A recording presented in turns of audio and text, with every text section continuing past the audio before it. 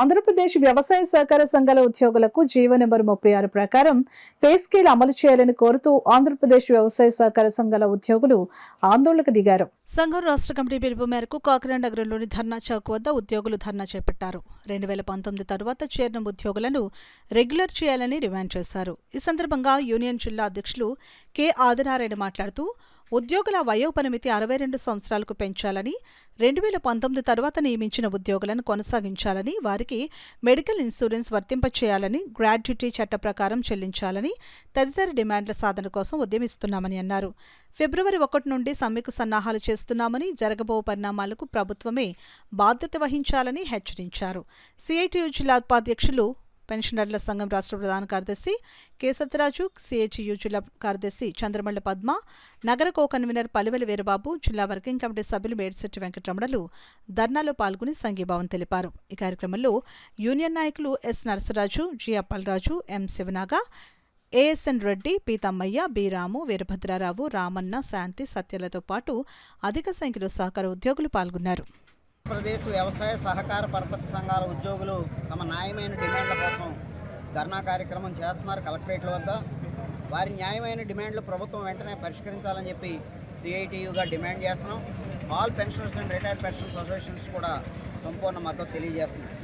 న్యాయంగా ఇప్పటికే రాష్ట్రంలో 90% ఉద్యోగులకి 11వ పిఆర్సీ అమలు జరిగింది.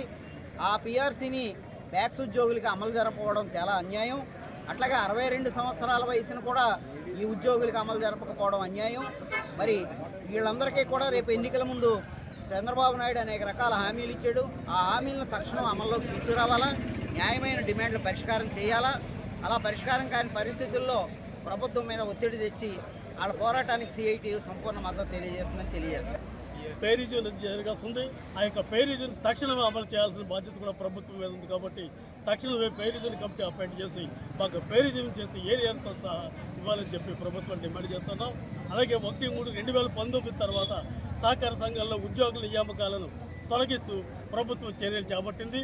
అయితే 36 జీవో ఇచ్చినప్పటికీ ఈనాటికి 6 సంవత్సరాలు అయినప్పటికీ కూడా సంఘాల్లో నియామకాలు జరగక ఇక అడ్మినిస్ట్రేషన్ కొరవడి అక్కడి పాలక వర్గాలు ఈ యొక్క పాలన అవసరాల దృష్ట్యా ఉద్యోగుల నియామకాలు జరిగాయి.